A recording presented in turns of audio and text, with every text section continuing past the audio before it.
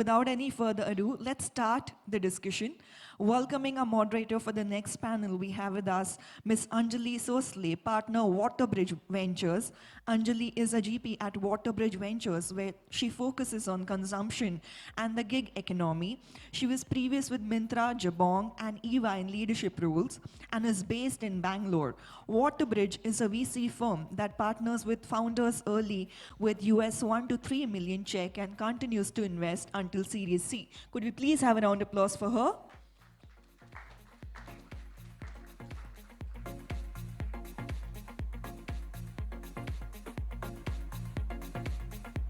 Warm welcome to you. Without any further ado, we would like to introduce and welcome our panelist, Ashwini Tulsaram, 314 Capital. Ashwini manages end-to-end deal closure processes that entail deal structuring, negotiation closure of definitive documents, associated diligence, and valuation exercises. She is also advising portfolios in relation to compliance issues, taking into consideration the best practices of business at the intersection of the law. Can we please have a round of applause for her?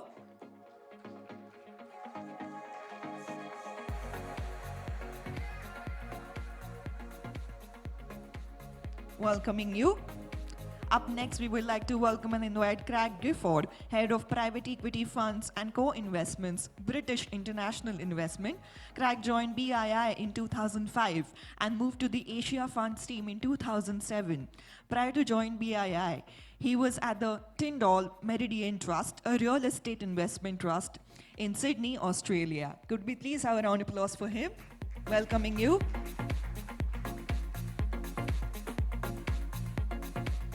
Up next, we would like to introduce and welcome Deanne Jagam, Regional Director, South Asia, Propaco. Deanne Jagam covers the origination of both debt and equity investments in the region. Since joining the French Development Agency in 2008, Deanne held different positions within the group with a focus in Africa and has worked in numerous impactful sectors. Could you please have a round of applause for her? Up next, last but not the least, we would like to welcome Ms. Priya Singh, co-founder, director, and chief business officer, Chalo Mobility. Chalo is India's leading bus transport technology company. At Chalo, Priya is instrumental in digitizing India's public transport, operational in 65 cities, tracking 30,000 buses and facilitating 180 million monthly rides with over 20 years of experience across startups, internet, industry, development sector, public-private partnerships, and government policy. Priya has been globally recognized for driving meaningful change. Could we please have a round of applause for Priya?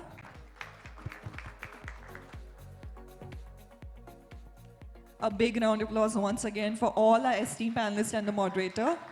We cannot wait to dive into this dialogue, so looking forward to it.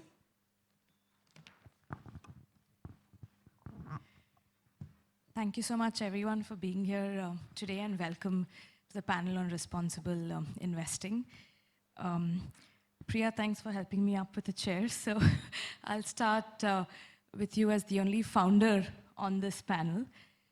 It's fair to say that at Chalo, you really have been trailblazers, and you coined what we now all call impact tech.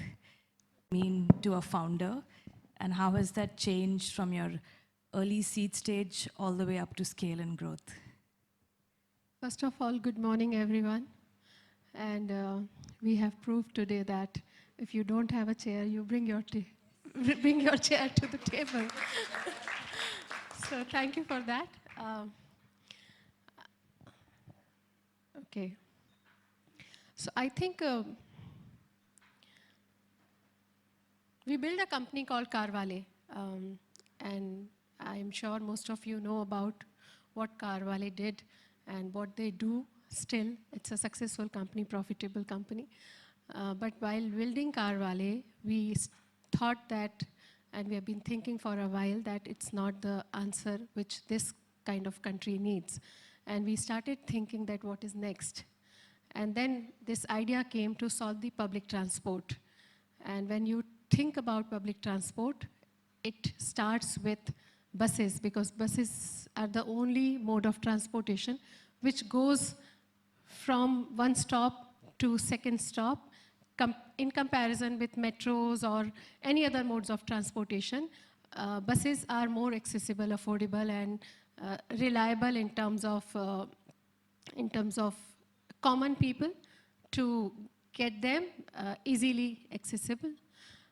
When you work on public transport or especially buses, it's not only you are going to be making business, because when our motto says that making travel better for all or everyone, which clearly says that when you say everyone in India, it means you're solving for something which is targeting the masses and public goods. It becomes public goods. Second is when I think about, or when we speak about, or when we talk about the mission of the company, that solving 100 million lives by 2028. So it becomes very deep and serious and passion-driven than just getting investors' money and spending on your business and building something which is not solving a real deep problem. And when you're solving with technology, it's become impact tech, right? And why I say impact tech, because buses are, I'm sure nobody takes buses here, right? No? Yes? One person? AC bus? You use Chalo? Okay, I'll come and hug you. So if you want to solve the bus, why don't you take bus? And there are obvious answers, because you don't know where your bus is, first of all. So India has lesser than, we need 10x more buses or more buses than what we have today, right? Available for people goods is like around 3 lakh buses, and if I remove private operators, it's 1.5 lakh buses in India for availability purpose, right? London only runs around 1,800 buses. Just imagine, knowing that how effective the public transport in London is, right? They are well connected with metros and local trains. Still, they have 18,000 buses. So when we talk about India, why people don't take buses, first of all, we don't have enough buses. Even if we have, they are not running on technology. They are running, it is a disrupted market. Nobody knows where their bus is. And when they get inside the bus is the only industry where chutta chalta hai. Okay, so you have to carry the cash, which is what we are trying to eliminate. And all this can happen with technology, nothing else. So when you put digitization, bus is the only industry which is not digitized yet. And flip side of it is that you don't get effective bus service, you don't know where your bus is. When you go, you have to carry the change. And top of it, you get filthy buses, untrained crew, and there are no safety measures, which is what all we are fixing. And that's why we call it impact tech, and that's why it becomes very important that the kind of people are investing in our company are very serious about this cause. And Manish is sitting here. I know we spoke for 9 months. I came as a founder after 5 years of starting this company. And Manish and I have had a discussion. I was running a social enterprise, and Manish is the one who pitched me, why don't you join Chalo? And I remember last conversation between us for 3.5 hours in one of the restaurants sitting here in BKC. And he was comparing that what I was doing in social enterprise of reducing pollution of clothing industry is far more, I don't know why you said this, I'll speak to you someday. He said the bus impact and reducing carbon from bus impact is far more better than what you are doing today.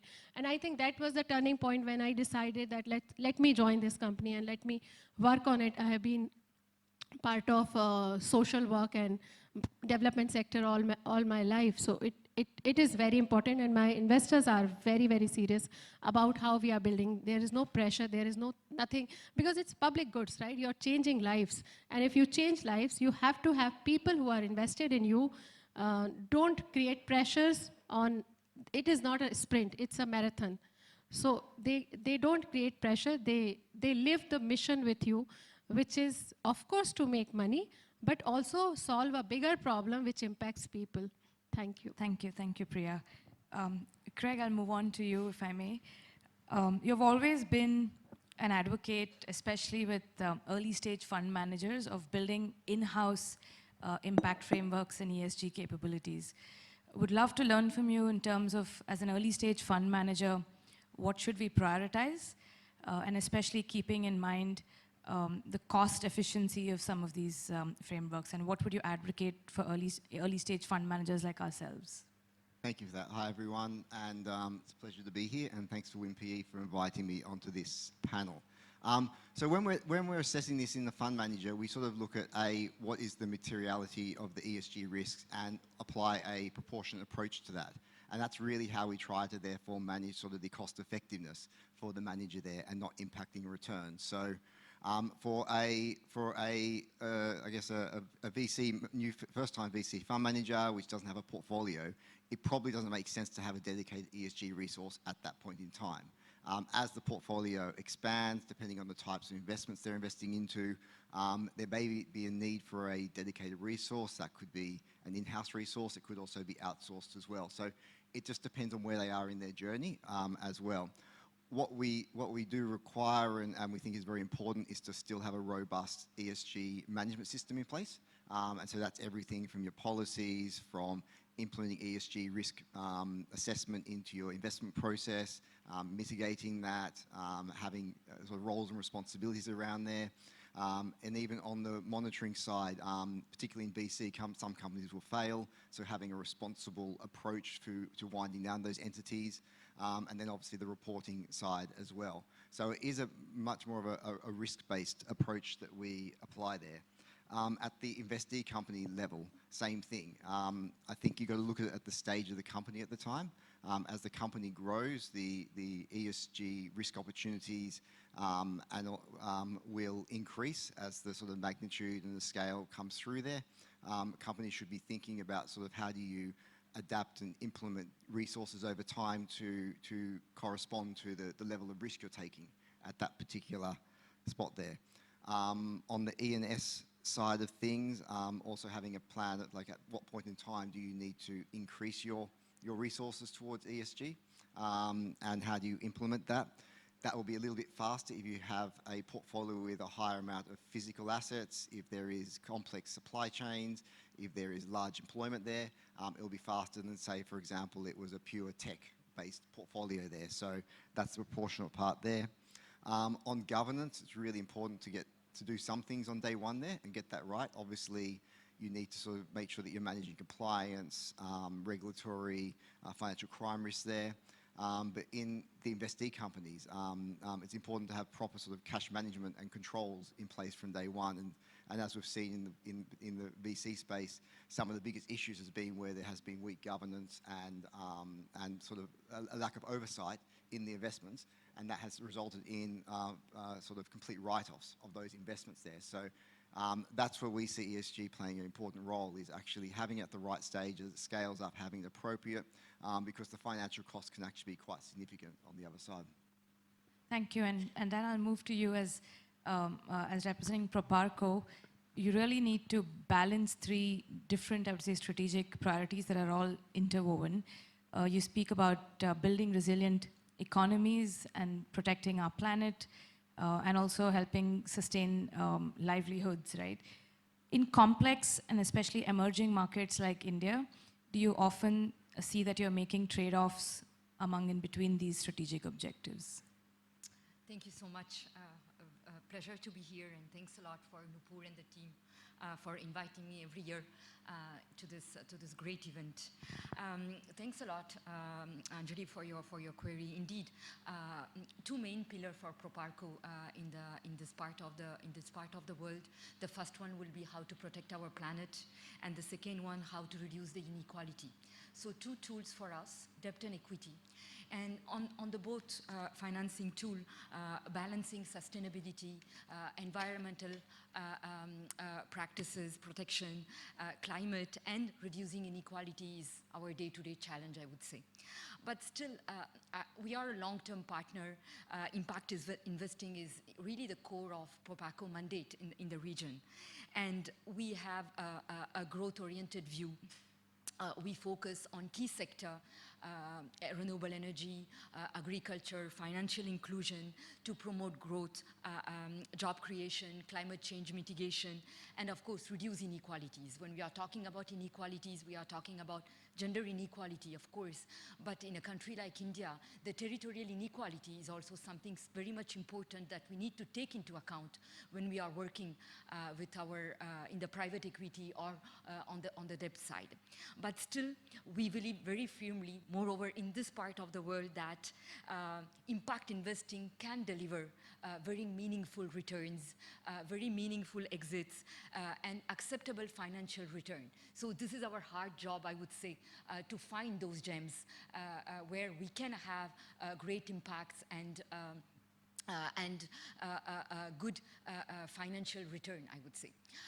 I think a few positive elements in India where we can really balance it is working in sectors where you have a huge government push. I'm thinking about the PLI in green assets or EPR when we are talking about renewable energy. So here you have a huge push from the government in order to have more and more projects and private sector involved. And I think here we firmly believe that there is room for Proparco and other DFIs to find interesting actors who, of course, are here to be financially sustainable, but also with a great help of the government. The other important thing for us will be blended finance, how to mix grant and private capital in order to push investment into more risky sectors where return will not be immediate, I would say. Thinking about healthcare, education, or circular economy also can be this kind of sector. But yeah, for Proparco, grant money is only reserved for LDC's countries, right? So being in India is always very tough for us to ask for grant money, but we have some internal tool, some technical assistance, some also assistance from the European Union, who has a very interesting palette of technical assistance or first loss guarantee programs, which enable us to balance both private capital and grant money. Just let's take 3 examples, maybe it can be interesting. In circular economy, Proparco is very much involved. We have a great portfolio, building a great portfolio. We are a partner of Circulate Capital, which is one of the rare funds dedicated on circular economy in the region. So here, of course, we are, it is completely aligned on planet protection and sustainable economy goals. And here what is interesting is Proparco has put in place some dedicated technical assistance within Circulate Capital and the investee companies to see how we can strengthen the value chain and the responsible sourcing. All of us know that when we are talking about plastic recycling, the waste picker and the supply chain can be tricky, and we need to enhance the decent working and avoid child labor. So here we are providing a great TA component to Circulate Capital. Another good example will be agriculture and food security. We are partnering with Sayadri Farms, a farmer producer company in Nashik. So yeah, of course, patient capital from Proparco and a pool of other DFIs because Sayadri needs to grow without having looking to return immediately. So we are a patient typically these kind of patient investor, and happy to do so. And one thing that we have put in place with Sayadri will be a dedicated technical assistant in order to see how these new crops, tomato, grapes, and mangoes will adapt to the climate change. So AXA climate unit is working with Sayadri in order to think about 2030, 2050 for those crops. And last point, financial inclusion, which is really the core sector of Proparco in India. Here, we are partnering with the best microfinance institution, and each time one of the main topic that we are putting on the table is how to protect the women lenders and what are the best practices in terms of indebtedness and how we can help the institution. So each time we are providing private capital, but we have in mind that we need much more in order to be sustainable and in order to be successful. Thank you, Dan. Ashwini, would love to start. I know that similar to Waterbridge, you are also signatories to the UN PRI, and in fact, you were the first VC firm to be a signatory. You also have built your own novel ES2 framework that helps identify these impact pathways at a venture and early stage. Could you help explain that to us today, and how do you identify the potential of ESG at a seed stage?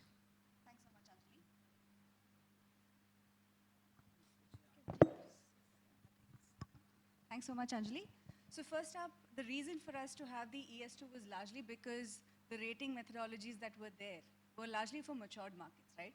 They're not something which will make sense for an early stage VC sort of an investment, which is why the importance of the ESG gets subsumed in governance to some extent, because in the early stages, what's important is the intentionality of the founders, right? So when we look at that, our metrics of ES2 are quite simple. So we've taken pillars within E, S, and G. Largely, the first bit on governance is, of course, the intentionality to have a board structure, right? When we mean structure, it's not about the composition, right? It's about institutionalizing practices that make sure that you are not operating as a founder-led company. Instead, you're moving to an institutionalized company, right? That also brings us to the second thing, which is very important for us, which is on conflict of interest. Are they related party transactions? Are they giving credence to whether they should be a related party transaction, working with the company as well, right? Because more often than not, India is still family-owned, family-led companies, and for you to remove that aspect, you have to put checks and balances, right? We can't really change the tapestry of how the nation works, but we can put checks and balances. On the social aspect of things, the important bits is on the initial stage, are you being fair to everybody, right? In terms of payouts, in terms of even them escalating grievances, in terms of having someone that they can go back to, which also is not only, again, founder, right? Like if I have a grievance with the founder, then who do I report to? Do I have sufficient mechanisms in place to take this up, right? And on the E aspect, I think what is more important for us in early stage is largely stakeholder mapping, specifically around supply chain, right? Now, as the two other panelists also mentioned, what's important is to diversify the risks that you have across the chain, right? Now, specifically around supply chain, I think we see a large risk appetite that people have unfortunately not taken out. One is either on child labor, getting raw materials at lower cost, and making sure your margins are high, right? So you have to build other aspects of things into it, saying, do we have a proper check and balance to have someone onboarded? Do we have at least 3 vendors you're looking at for something, right? That is probably institutionalizing it instead of pushing it too far, because what we have to also keep intact is also being mindful that we should not position ESG as a friction matter with the founder, right? It has to flow with the business aspects of things, right? And with that being said, we've sort of put together for each sector what the weightage looks like. But these are broad aspects which, at least for each tech-enabled company, in some point of time, you do have some impact that you will have. Thank you for sharing that. Priya, back to you. And Diane alluded to reducing inequalities being a key part of Proparco's global strategic initiatives. At Chalo, you recently were featured in a WEF, World Economic Forum article. We have spoken about the difference Chalo has made in enabling not just access, but also safe daily transport for women commuters in the country. Take us through the impact Chalo has had in enabling women daily safe rides.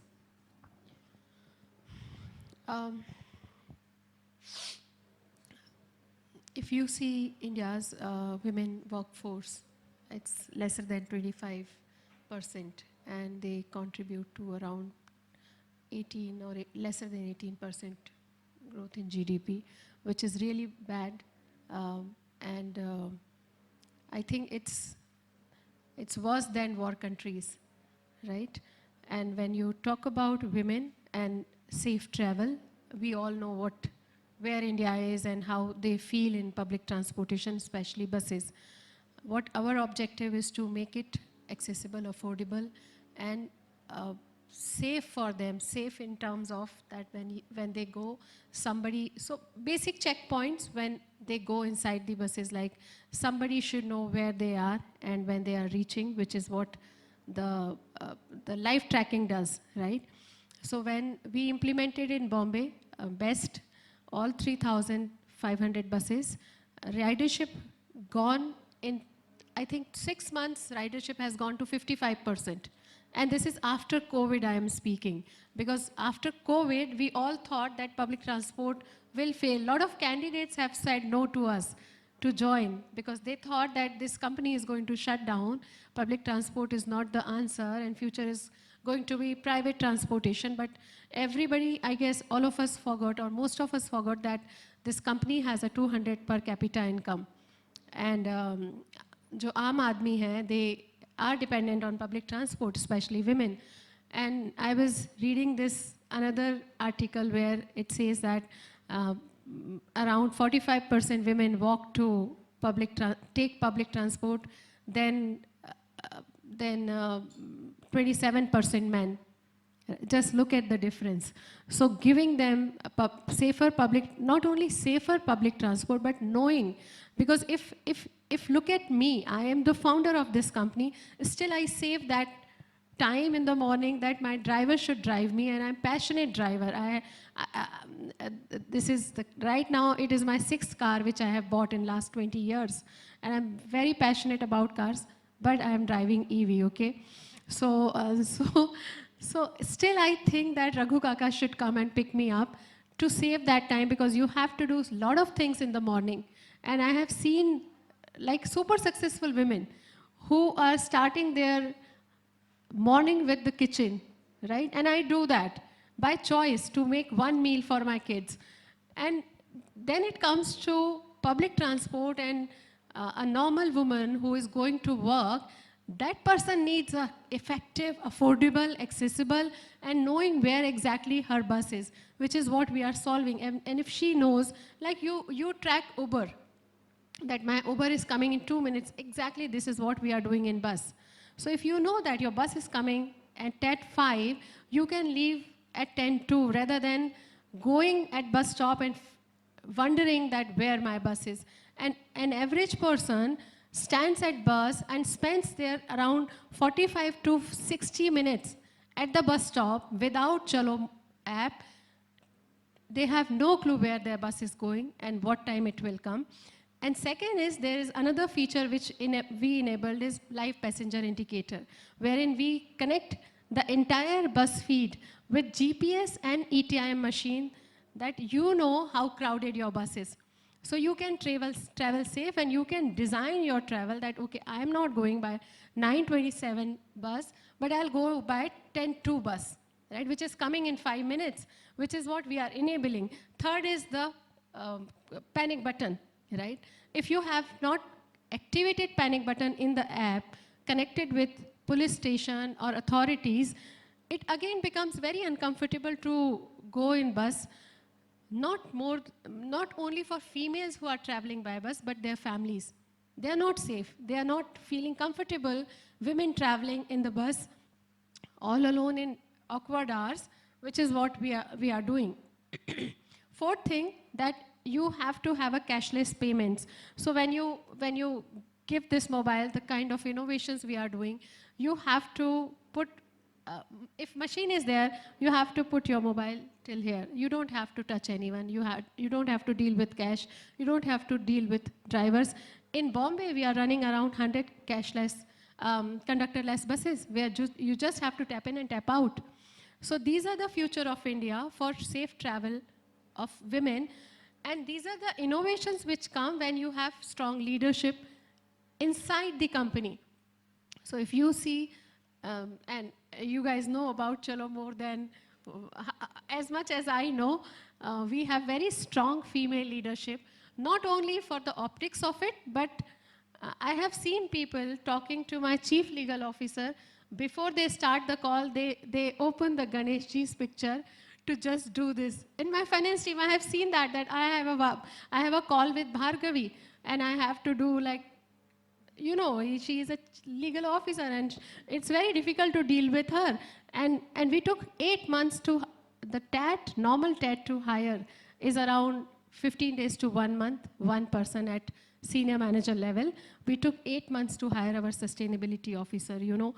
80 plus people we have met because we were seeing that this person who is coming not only in the right education, but also passionate for changing and building this company on metrics which matters. Because again, I say it's a public goods.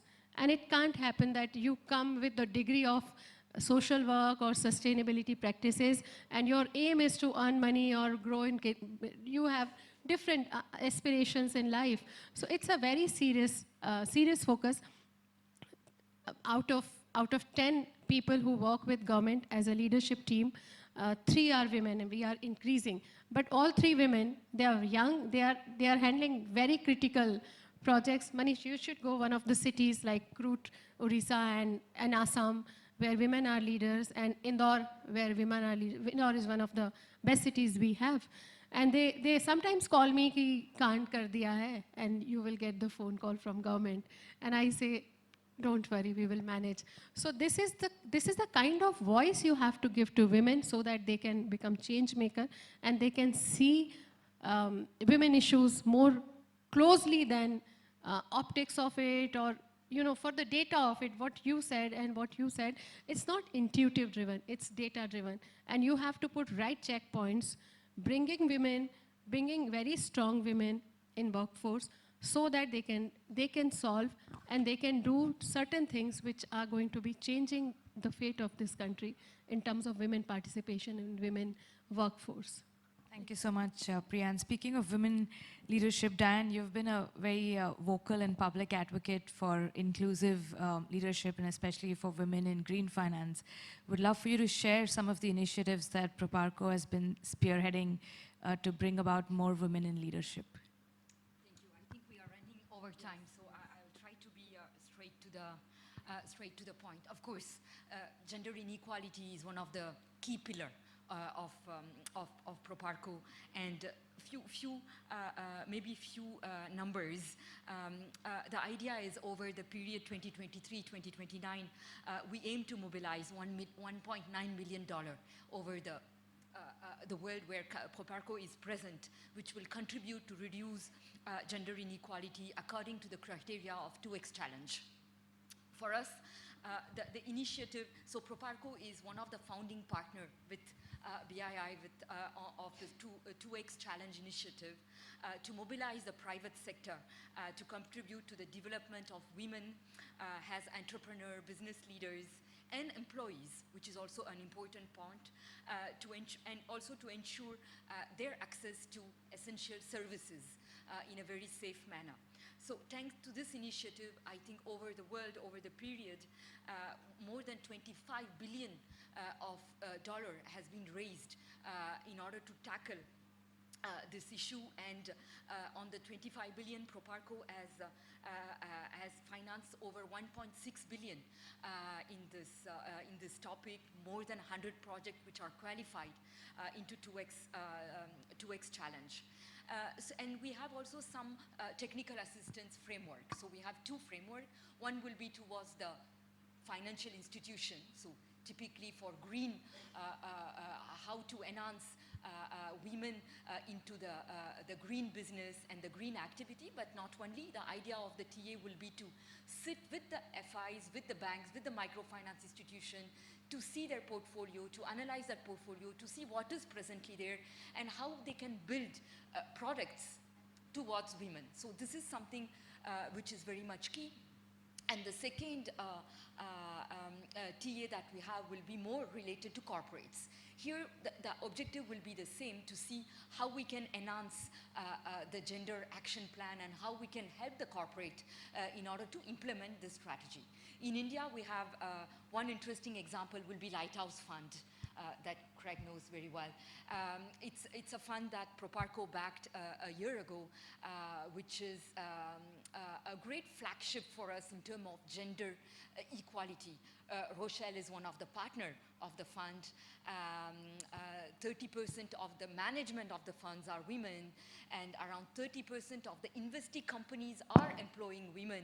So that's a great story for Proparco, that even in private equity, we can tackle the 2X challenge and gender inequality. And we have put in place technical assistance towards Lighthouse in order to help them to build a proper strategy and how to be exemplar private equity funds towards women, and how to help, of course, the investee companies into their gender strategy. I will my last questions to both Ashwini and Greg, and I'll start with you, Greg. Beyond environmental metrics, what social impact indicators do you prioritize and measure? And again, back to advice for fund managers across private equity and venture. And I know BII's focus spans far beyond environment to also include inclusive finance, agriculture, forestry, and several social metrics. But typically, what type of metrics would you encourage fund managers like Ashwini and me to start tracking? Certainly. So I think I'll just be fairly brief. So there's a risk side of it, and there's obviously the impact side of it. So on the risk side of it, there are some sort of universal risk ones like operational health and safety, so tracking things like lost time, injury, and frequency rate.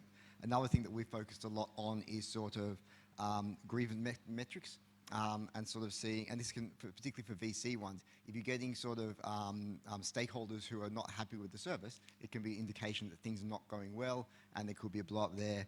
And the other one that's really important for us is gender-based violence and harassment there. And it's not typically looked at in VC investing, typically, even in pre-investing, but it's something that we have sort of guidance notes on and how to practically look at it, because it is a big problem in a lot of sectors. So that's on the risk side. On the impact side, there are metrics that we apply to certain sectors. Then we try to have an approach where what's relevant for that sector and that type of company, as opposed to a blanket list of KPIs where it's hard for the promoter or the company to deliver on and actually becomes meaningless in the end.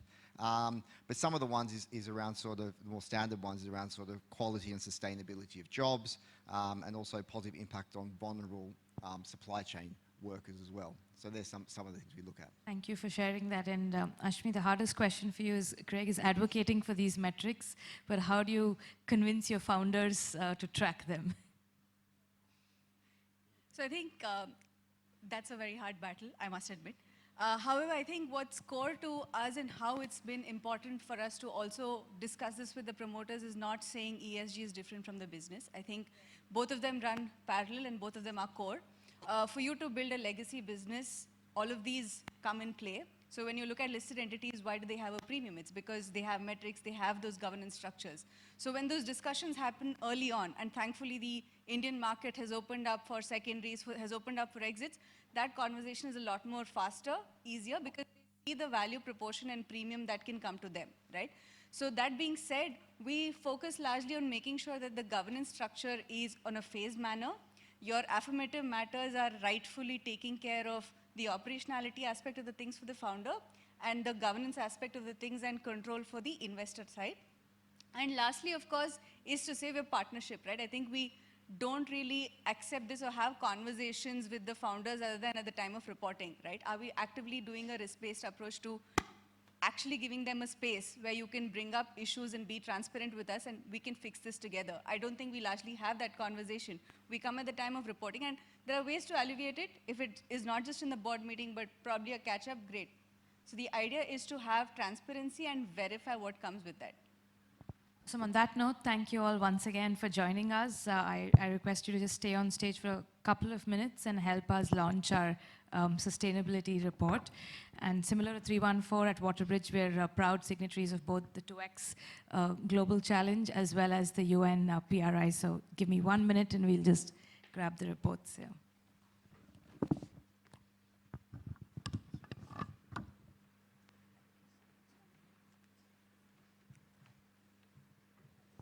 Ladies and gentlemen, could we give them a huge round of applause, please?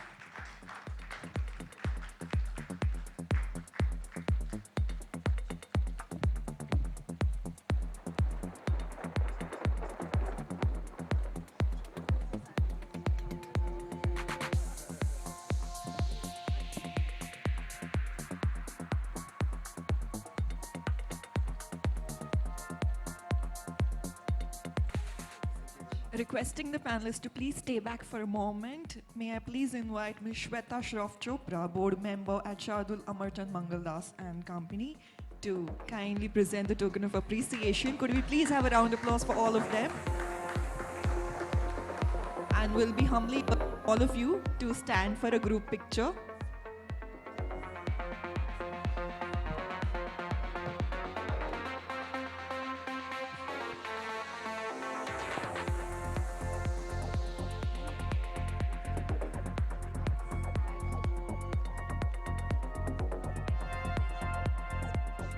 I'm sure this session has been very invigorating and enriching.